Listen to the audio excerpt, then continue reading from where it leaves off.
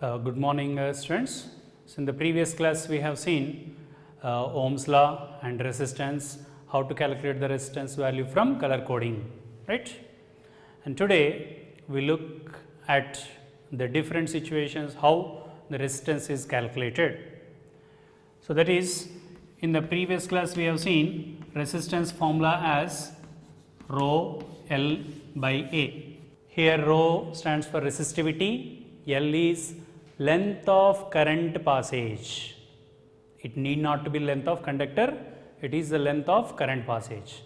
A stands for area of cross section through which current is passing. Okay. So let us see more in detail about this formula. So on this formula we have many possible questions.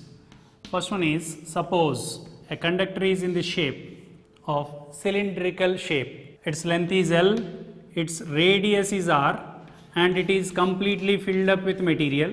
So if current passes from one end to the other end, then its resistance is rho L by A, that is rho L by area of current passage is pi R square. Okay. Therefore it is rho L by pi R square, we can say.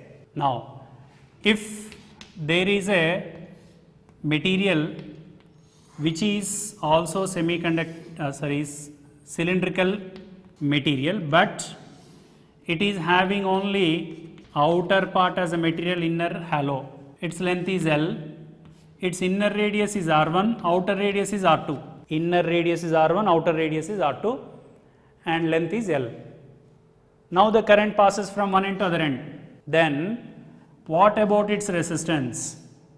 Is rho L by A formula.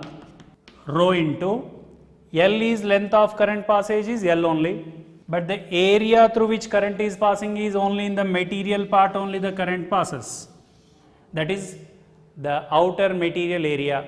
Removing the halo part, the area what we get is pi R2 square minus pi R1 square. So the material area will be pi into R2 square minus R1 square. Okay. That is the resistance of halo cylindrical material. Suppose if we have a material like this, that is a non-uniform conductor. This is solid conductor of non-uniform cross section. Its length from one end to other end is L. Radius at one end is R1, radius at other end is R2. Then what about its resistance? Is R is equals to rho L by A is the basic formula. The rho L by length of current passage is L, but area of current passage is changing from point to point. Then different areas are possible.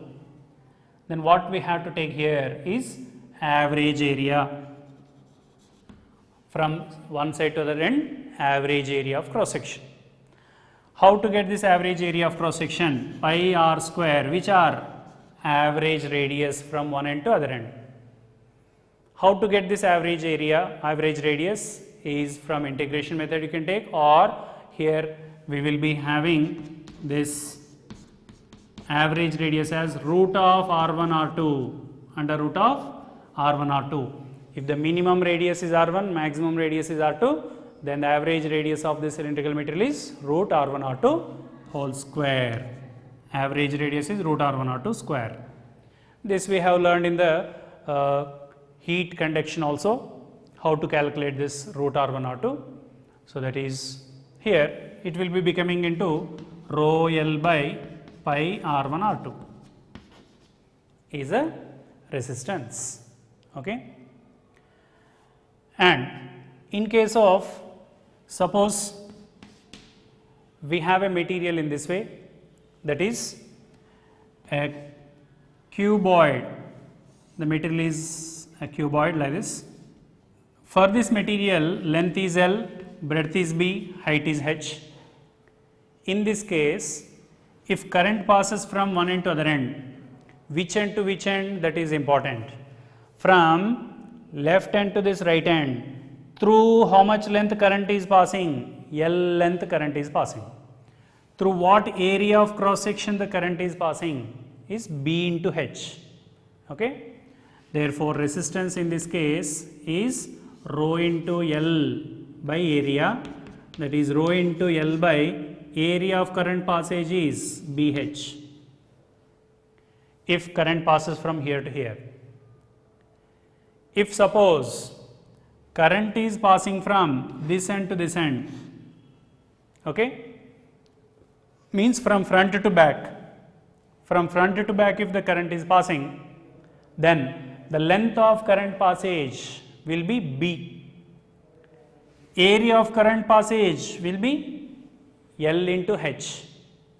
So then resistance will be rho L by A formula if you use. L means not this L. In this formula L stands for length of current passage. So here in this case what is the length of current passage? B by area is L into H. Or suppose if the current passes from top to bottom, suppose top to bottom the current is passing. If the current is passing from top to bottom, the length of current passage is H. Area through which current is passing is L into B. Then R equals to rho L by area formula, in that rho into length of current passage is H, area of current passage is L into B. Therefore, resistance for this part will be rho into H by LB. Now, here in this they will be giving one example, like suppose length of a parallelepiped body is 10 centimeter, breadth is 6 centimeter, height is 4 centimeter. Which is the maximum resistance and which one is the minimum resistance for it? Okay? In which case resistance is maximum, in which case resistance is minimum. So that is maximum length side, if current passes then resistance will be maximum. So that maximum length side means 10 centimeter side. So R max is rho into 10 by breadth into height, that is 6 into 4. Minimum resistance, when it will be the minimum resistance? If the current passes through minimum H side, that is 4 centimeter is the minimum. So 4 centimeter side if current passes, then the resistance will be minimum. In this case, this will be the minimum resistance. Or maximum resistance to minimum resistance ratio also can be asked. Okay? So that is resistance calculation in case of parallelepiped body. Okay? And here in this we will be having another question, that is mass of this material. Resistance we have seen as rho L by A. How can we express in terms of density or mass?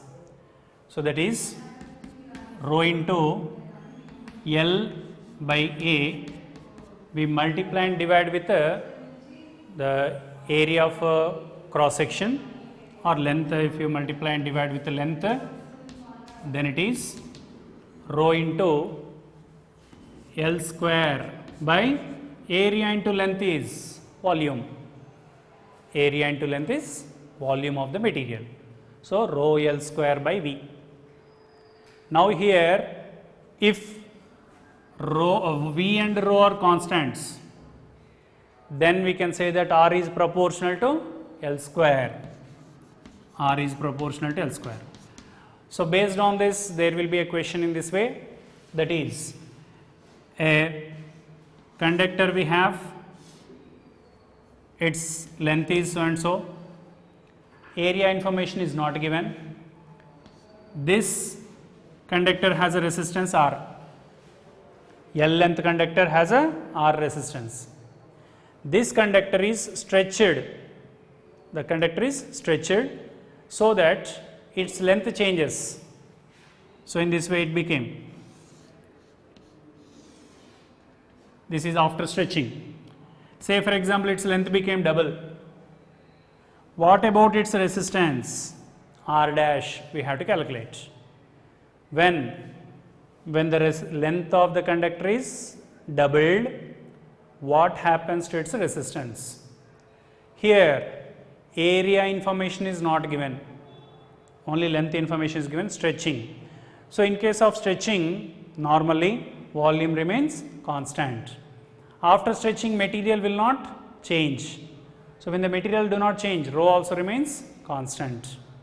So with that, we can say that R is proportional to L square. Okay? So L became 2 times, therefore resistance becomes 4 times. So R dash, you can say that it is 4R.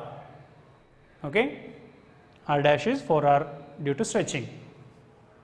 Or here, instead of length information, they may be giving radius information.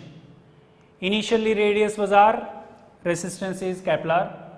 Radius became half due to stretching, radius became half.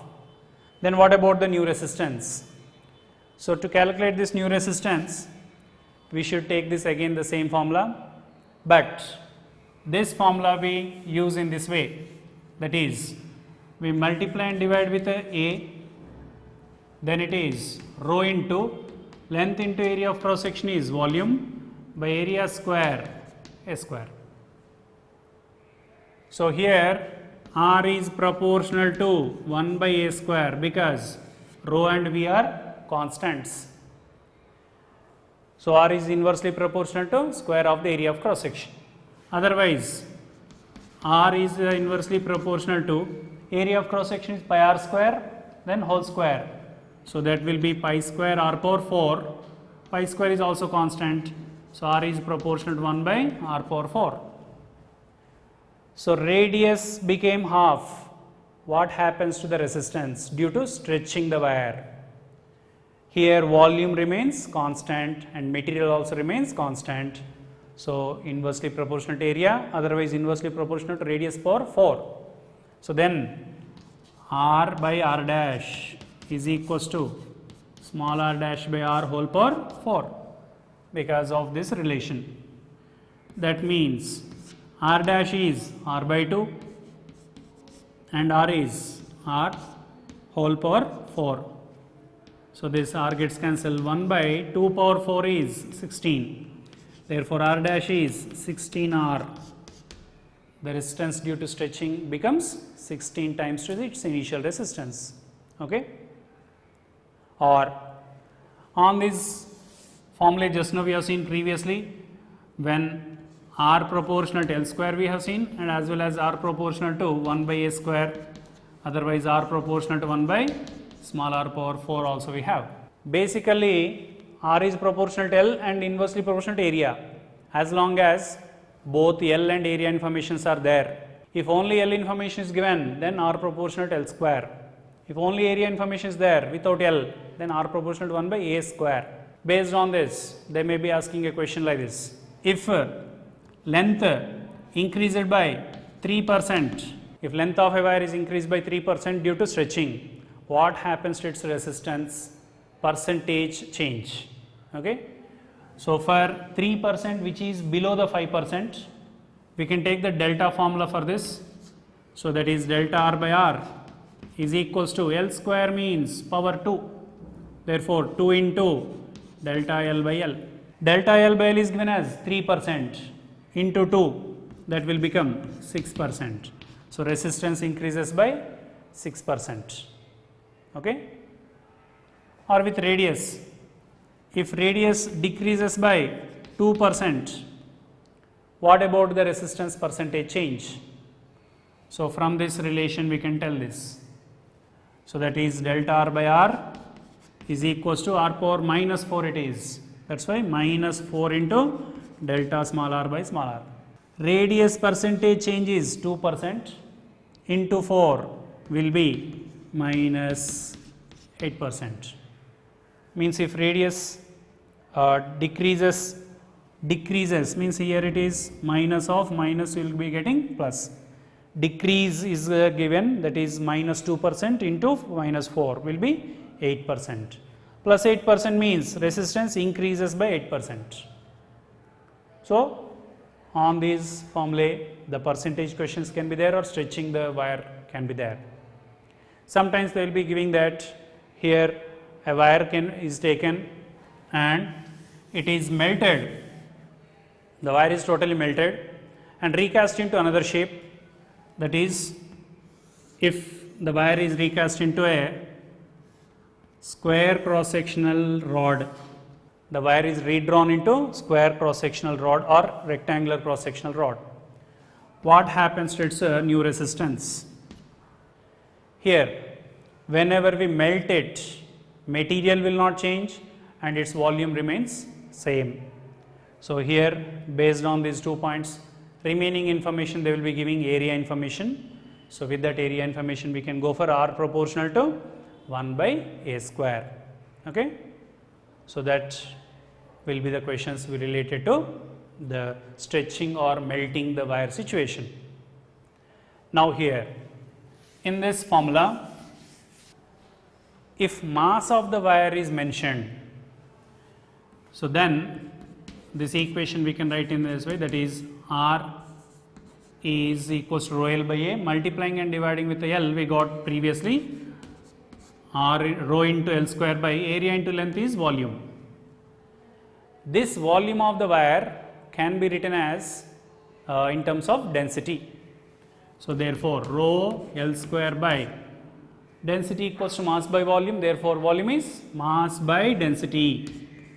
So, the density, let us write it up, rho L square into D by M. If ratio questions are given with that, in that ratio questions, they will be saying that same material wires are taken. Suppose 2 wires of same material are taken, same material in the sense rho is same, density is also same. Their lengths are in the ratio of L1 is to L2 is 2 is to 3. Masses are in the ratio of say for example 5 is to 1. What about their resistances ratio? So, we can observe that resistance and length M related with this formula, where rho and D are constants. Same material is mentioned in the question means rho same, density same. Then R1 by R2 ratio is L1 by L2 whole square into M2 by M1. L1 L2 is given as 2 is to 3 whole square into M2 by M1, this is 1 is to 5. That will become 4 by 9 into 1 by 5, that is 4 is to 45. Resistances ratio for same material wires with these lengths and masses ratio. Okay? So, that is expressing the resistance in terms of mass. Now, here let us see the resistances combinations, how the resistors can be connected. Okay? So, if one resistor is there, it will have particular resistance, but if group of resistors are taken, how they can be connected, what will be their total resistance, that is called combination of resistors. In this we will have 2 combinations. First one let us see, that is series combination of the resistors. Okay? The resistor is shown by this symbol. A resistor symbol is shown by this one. Okay? Let us call this resistance as R1, and another resistor is connected to this, that is R2. This is connected to one more resistor R3, and these are connected to a source of current of voltage V, let us say.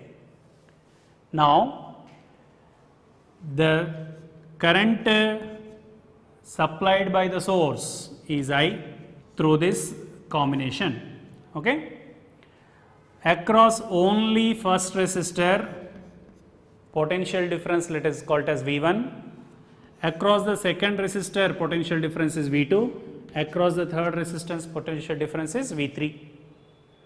Now, these 2 points, if you observe the first and last points, the total combination of these resistors, total combination of these 3 resistors are across V potential difference, okay, and through this complete combination current I is passing. Now here total potential difference for this combination, how can we write? Potential difference of first one, second one and third one. But the total combination resistance, let us think it as RS, resistance of series combination. Complete resistance of these 3 resistors is RS. Individually R1, R2, R3. Okay. Here we should observe one important point, that is when we say that the resistors are in series, is when the resistors are connected together such that they carry equal current, then they are said to be in series. Or the one after another continuously connected without other connections, then they are said to be in series. Either current should be same through them, or they should be continuously connected one after another without any other connection. So then they are said to be in series here. Now for this entire combination resistance is RS we are thinking. For total combination current entering is I. For the total combination potential difference is V. Therefore according to Ohm's law, we can write that potential difference for this entire combination is I into R.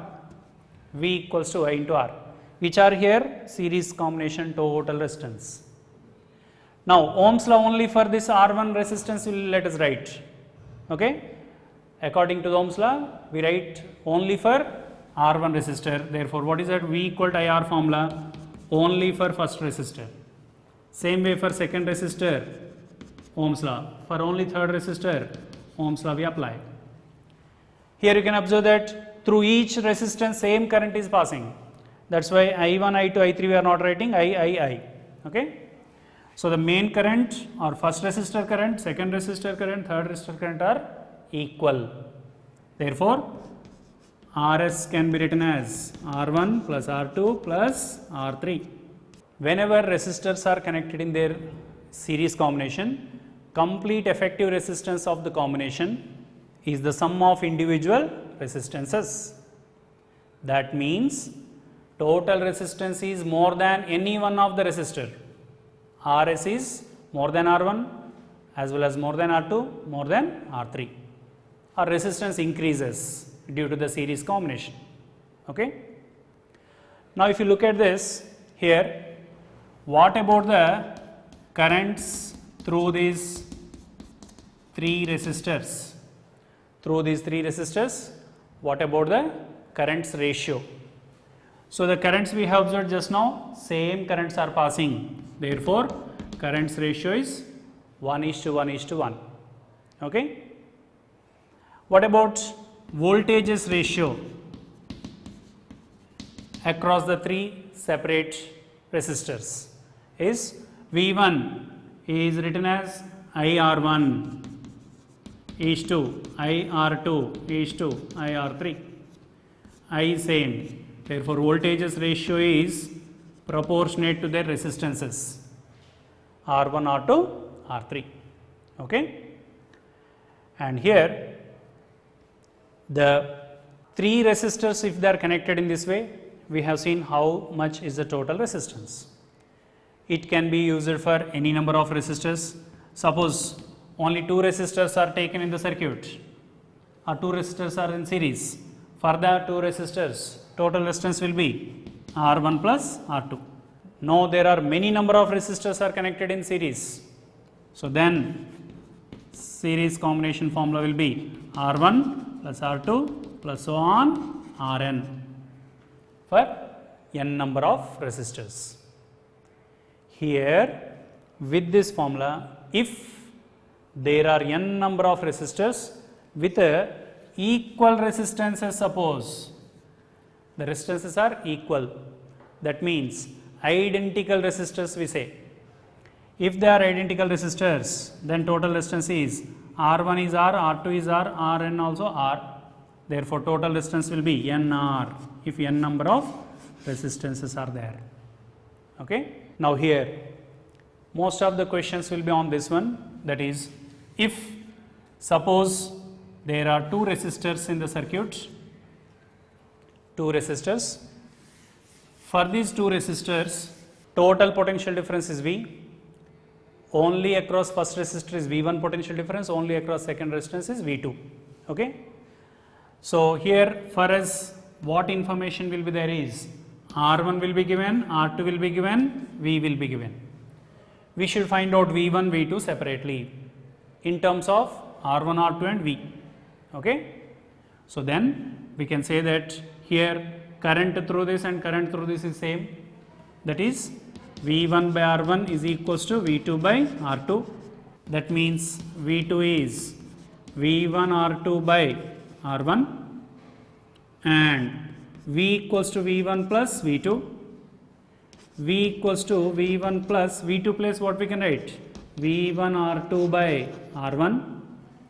From this, if you simplify V1, we get it as R1 into V by R1 plus R2. Same way, voltage across only second resistance V2 is R2 into V by R1 plus R2. Similar formula we have seen in the capacitors also, but there will be slightly difference. There V1 is C2 into V by C1 plus C2. V2 was C1 into V by C1 plus C2. But here the R1 comes in the V1 formula and R2 comes in the V2 formula. Okay? That is voltage of only first resistor, voltage of only second resistor. If total voltage is given, then V1, V2 relation we take here. Okay? So, that's we have series combination. So, we'll in the coming class we discuss parallel combination of resistors. Okay?